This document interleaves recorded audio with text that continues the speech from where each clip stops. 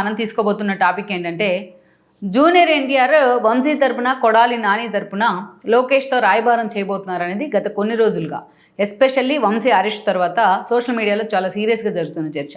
కానీ ఇక్కడ చూసినట్లయితే లోతుగా కొంచెం విశ్లేషణ చేసినట్లయితే అసలు జూనియర్ ఎన్టీఆర్ అనే వ్యక్తిని టీడీపీ నుంచి దూరం చేయడంలో కీలక పాత్ర పోషించింది కొడాలి నాని అండ్ వంశీలే. ఇందులో ఎవరికి సందేహం అవసరం లేదు, ఇందులో ఎలాంటి డౌట్స్ కూడా అవసరం లేదు.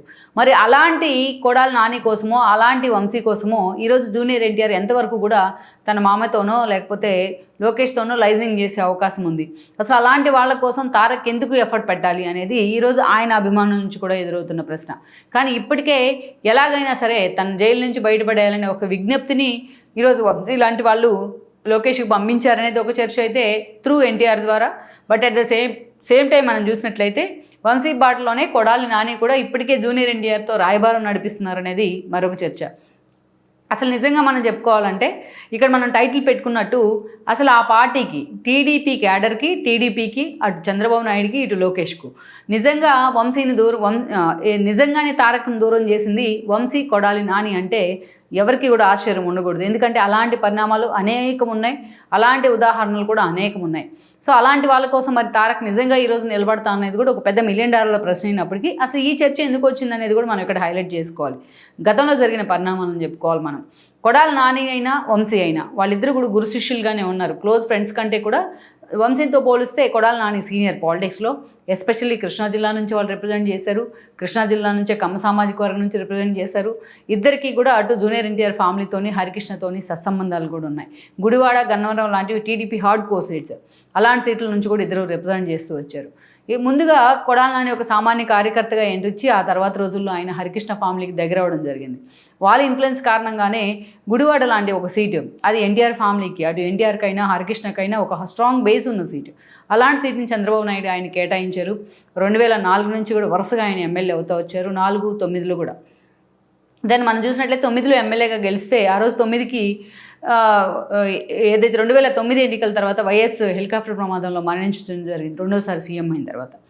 ఈ పరిణామాల్లో జగన్మోహన్ రెడ్డి పార్టీ పెట్టిన క్రమంలో 14 ఎన్నికల కంటే ముందు కొడాలి నాని ఆ రోజు వైసీపీలోకి వెళ్ళారు. 14 ఎన్నికల్లో వైసీపీ నుంచి పోటీ చేసి మరోసారి ఎమ్మెల్యే అయ్యారు. దెన్ అక్కడి నుంచి మనం చూసుకున్నట్లయితే ఇక ఆ పార్టీ అధికారంలో లేదు. అయినప్పటికీ కూడా టీడీపీ అధికారంలో ఉన్నప్పటికీ కూడా ఆ స్థాయిలో కొడాలి నాని రెచ్చిపోయేవాళ్ళు. మనం ఎన్నోసార్లు చెప్పుకున్నాం ఏ స్థాయిలో రెచ్చిపోయారనేది ప్రత్యేకంగా వివరించాల్సిన అవసరం కూడా లేదు. బూతుల్ని ఎండార్స్ చేసే విధంగా అటు ఉన్నది ముఖ్యమంత్రి మాజీనా ఇంకొకరా అనేది చూడకుండా ఆయన మాట్లాడిన మాటలు నిజంగానే ఆయన వెంట నడిచిన వాళ్ళకు కూడా ఒక అసహ్యాన్ని పుట్టిస్తూ వచ్చాయి. అలాంటి కొడాలి నానికే మరోసారి జగన్మోహన్ రెడ్డి 19లో టికెట్ ఇస్తే ఆయన మరోసారి అక్కడి నుంచి 4వసారి గెలిచారు వరుసగా. అందుకే ఆయన సివిల్ సప్లైస్ శాఖ మంత్రి లాంటి ఒక కీలక పదవి ఇచ్చారు. 2.5 ఏళ్ల పాటు ఆ పదవిలో కొనసాగితే తర్వాత పక్కన పెట్టారు. అయితే మొన్నటి ఎన్నికల్లో ఆయన ఏదైతే తనకన్నా చాలా జూనియర్ అయిన వెనిగళ్ల రాము లాంటి వాళ్ళ చేతిలో కొడాలి నాని ఓడిపోయారు కూడా. ఓడిపోయిన పరిస్థితిలో ఈరోజు ఆయన భవిష్యత్తే పూర్తిగా డైలమాలో పడింది. వంశీ కూడా సేమ్, మనకు తెలిసి ఎన్నోసార్లు ఆయన గురించి మనం చెప్పుకున్నాం.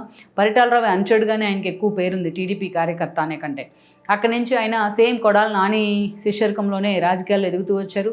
9లో విజయవాడ ఎంపీ టికెట్ ఇస్తే లగడపాటి చేతిలో ఓడిపోయారు. దెన్ 14లో కేసీఆర్ నాని కారణంగా ఆయన వెళ్ళి గన్నవరానికి వెళ్ళడం జరిగింది. గన్నవరంలో ఎమ్మెల్యేగా పోటీ చేసి దుట్టా చేతిలోని గెలవడం జరిగింది. ఓడిపోయారు ఆ రోజు దుట్టా రామచంద్రరావు. అండ్ దెన్ అక్కడి నుంచి మనం చూసుకుంటే స్వపక్షంలోనే విపక్షంలాగా వ్యవహరిస్తూ వచ్చారు ఆయన. అనేక సార్లు జగన్మోహన్ రెడ్డి ఆలింగనాలు మొదలుకొని బెజవాడ నడిబొడ్డున సిపి రామాంజనేయులతో గొడవల వరకు ఎప్పుడు కాంట్రవర్సీలోనే ఉంటూ వచ్చారు ఆయన. అక్కడి నుంచి చూస్తే 2019లో చంద్రబాబు నాయుడు మరోసారి ఆయనకు ఆ టికెట్ ఇస్తే యార్లగడ్డ వెంకట్రావుని ఓడించి మరీ వంశీ చాలా నేరోతో బయటపడ్డారు. ఆ రోజు గెలిచిన కొద్ది రోజుల్లోనే తన ఫ్రెండ్ మంత్రి కావడంతో వెంటనే జగన్మోహన్ రెడ్డి సమక్షంలో వైసీపీలో చేరారు. అలా పూర్తి స్థాయికి అక్కడి నుంచి కూడా ఆయన ఏ స్థాయిలో విరుచుకుపడిన సందర్భం ఉంది, ఏ స్థాయిలో చంద్రబాబు నాయుడిని లోకేష్ని ఆయన ఫ్యామిలీని టార్గెట్ చేసిన సందర్భం ఉంది అనేది అందరికీ తెలుసు. తెలుగు రాష్ట్ర రాజకీయాలను ఎస్పెషల్లీ ఏపీ రాజకీయాలను ఫాలో అవుతున్న వాళ్ళందరికీ కూడా. కానీ వీళ్ళిద్దరూ కూడా చాలా సిమిలారిటీస్ ఉన్నాయి. మొన్నటి ఎన్నికల్లో ఆయన ఓడిపోయి ఉన్నారు ఎవరైతే వంశీ, అది కూడా తను ఎప్పుడైతే వేటాడి కేసులు పెట్టించిన యార్లగడ్డ వెంకట్రావు చేతిలో. ఈయన కారణంగానే ఆయన టీడీపీలోకి వెళ్ళడం జరిగింది. ఎన్నికలకు ముందు ఆయనకి టీడీపీ అధిష్టానం టికెట్ ఇచ్చింది. ఈరోజు యార్లగడ్డ చేతిలోనే అదే వంశీ ఓడిపోయారు. అంతేకాదు గన్నవరం పార్టీ ఆఫీస్ తగలబెట్టిన కేసులో ఈరోజు అరెస్ట్ అయ్యి ప్రధాన ముద్దాయిగా రిమాండ్ ఖైదీగా ఉన్నారు. ఈ క్రమంలోనే వంశీ పూర్తి స్థాయిలో ఆయన భవిష్యత్తు కూడా డైలమాలో పడ్డట్టే అన్న చర్చ ఉంది. దెన్ కొడాలి నాని కూడా డైలమాలో పడ్డట్టే అని చర్చ ఉంది. వంశీ అరెస్ట్ తర్వాత నెక్స్ట్ టార్గెట్ కొడాలి నాని అని కూడా చెప్తా ఉన్నారు. మేజర్గా సివిల్ సప్లైస్ శాఖకు సంబంధించి బియ్యం ఆయన కేసులోనే కొడాలి నాని అరెస్ట్ కాబోతూ ఉన్నారు. ఈవెన్ ఈరోజు ఆయన జైలుకి వచ్చాక చూస్తూ ఉంటే ఆయన హిస్టరీ మొత్తం వంశీ 16 కేసులు ఉన్నాయి, క్రిమినల్ కేసులు ఆయన మీద. ఇక కేసీఆర్ నానిని పూర్తి స్థాయిలో కొడాలి నాని మీద ఇంకా ఎన్ని కేసులు ఉండే అవకాశం ఉందో అనేది ఇంకొక చర్చ అనుకోవాలి. సో అలాంటి సందర్భంలో వీళ్ళిద్దరూ కూడా జూనియర్ ఎన్టీఆర్తోని రాయబారం నడిపిస్తున్నారనేది గత 3 రోజులుగా నడుస్తున్న చర్చ. బట్ ఇలాంటి సందర్భంలోనే అసలు వీళ్ళు జూనియర్ ఎన్టీఆర్ని పార్టీకి దూరం చేసిన సగం వీళ్ళే. అట్లాంటిది వీళ్ళ కోసం జూనియర్ ఎన్టీఆర్ ఎందుకు రావాలి అనేది ఆయన ఫ్యాన్స్ అడుగుతూ ఉన్నారు. నిజంగా మనం చూసుకున్నట్లయితే వాళ్ళిద్దరికీ కూడా జూనియర్ ఎన్టీఆర్ కారణంగానే చంద్రబాబు నాయుడు బీఫామ్ ఇచ్చారు.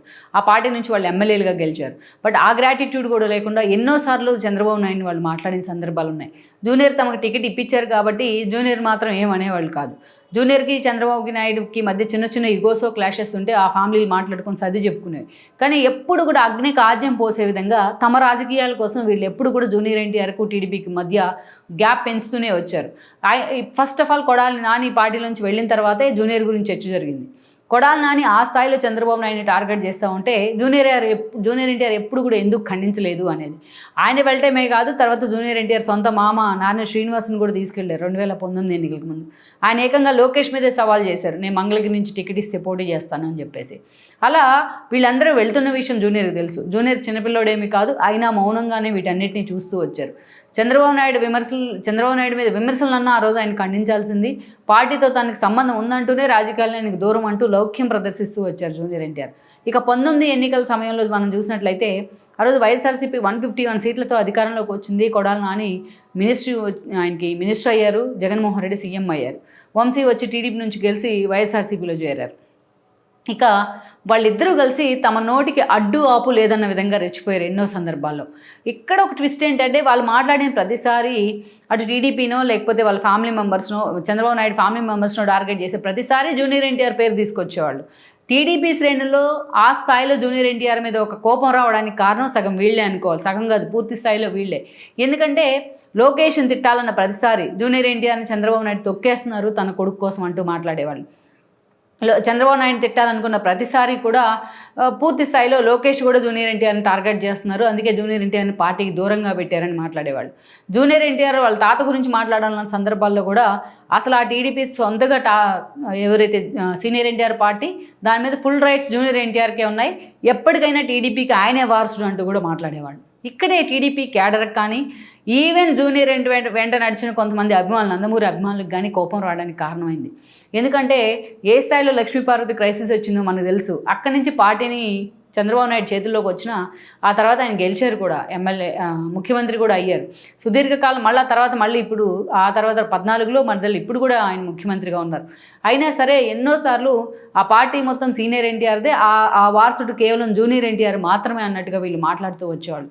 హరికృష్ణ మరణం లాంటి అనేక సందర్భాల్లో దాన్ని ప్యాచ్ చేసే ప్రయత్నం చేశారు చంద్రబాబు నాయుడు కానీ లోకేష్ కానీ వీళ్ళు ఎక్కడా కూడా దాన్ని నిలబెట్టే ప్రయత్నం చేయాల.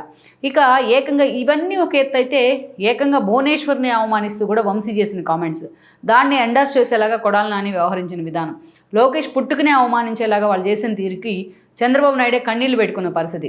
ఆ సంఘటన అసలు జగన్ ఓటమికి పునాదిగా మారిందని అనుకోవచ్చు. అలా ఆ స్థాయిలో చంద్రబాబు నాయుడు కన్నీళ్లు పెట్టుకుంటే నారా నందమూరి ఫ్యామిలీలు ఒకే వేదిక మీదకి వచ్చాయి.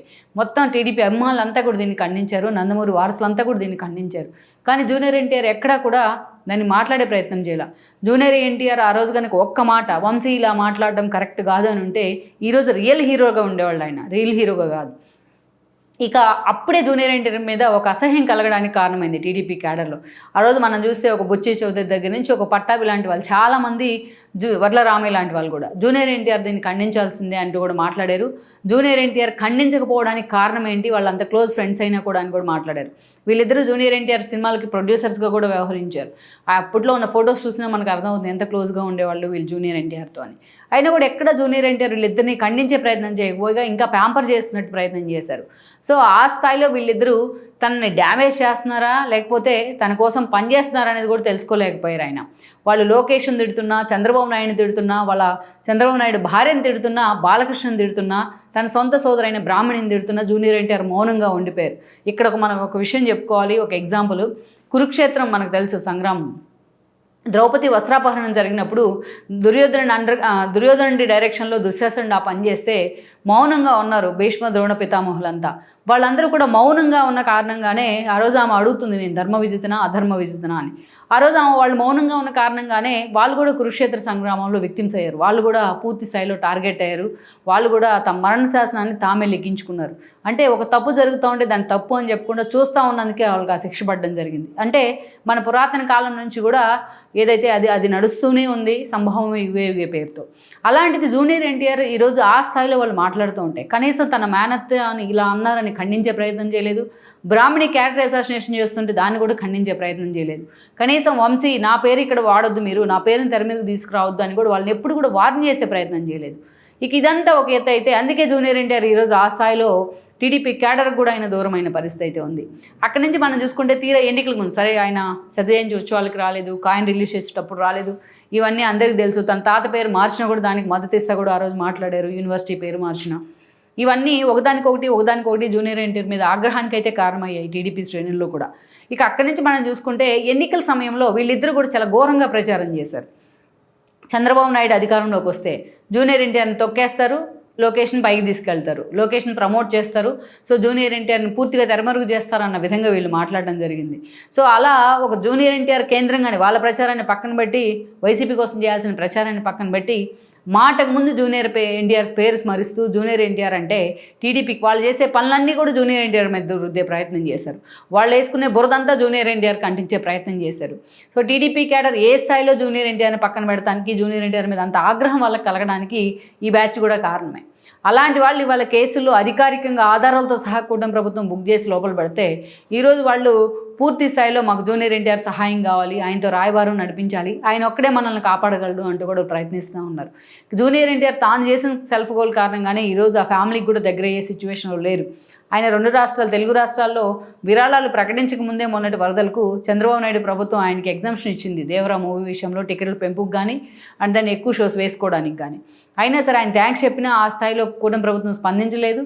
అక్కడి నుంచి మనం చూస్తే ఈరోజు పద్మభూషణ్ కార్యక్రమంలో బాలకృష్ణకి అవార్డు వస్తే అందరినీ పిలిచిన భువనేశ్వరి ఈరోజు జూనియర్ ఎన్టీఆర్ని పక్కన పెట్టే ప్రయత్నం చేసింది. అంటే కరెక్ట్ టైం చూసి మరి వాళ్ళు జూనియర్ ఎన్టీఆర్ని ఆడుకునే ప్రయత్నం చేశారు.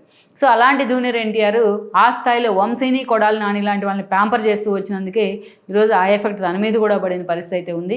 తన దాకా వస్తే కానీ తెలియదా అన్న పరిస్థితి అయితే ఉంది. మరి ఈరోజు ఆ స్థాయిలో వాళ్ళు తమను రాయబారం నడిపిస్తూ ఉంటే, తమను జైలు నుంచి కాపాడాలని అడుగుతూ ఉంటే, అలాంటి తారక్ వాళ్ళ కోసం నిజంగా దిగొస్తాడనేది ఒక చర్చ. నిజంగా దిగొచ్చి లోకేష్తో మాట్లాడితే వాళ్ళు అసలు ఎంతవరకు కూడా కన్విన్స్ అయ్యే అవకాశం ఉందనేది అయితే మరొక చర్చ అనుకోవాలి. లెట్స్ సీ మరి నిజంగా జూనియర్ ఎన్టీఆర్ని టీడీపీకి దూరం చేయడానికి, టీడీపీకి దూరం చేయడంలో పూర్తి స్థాయిలో కీలక పాత్ర పోషించిన వీళ్ళిద్దరి కోసం తారక్ ఎట్టి పరిస్థితుల్లోనూ రాడనేది ఆయన అభిమానులు కరాఖండిగా చెప్తున్నమాట.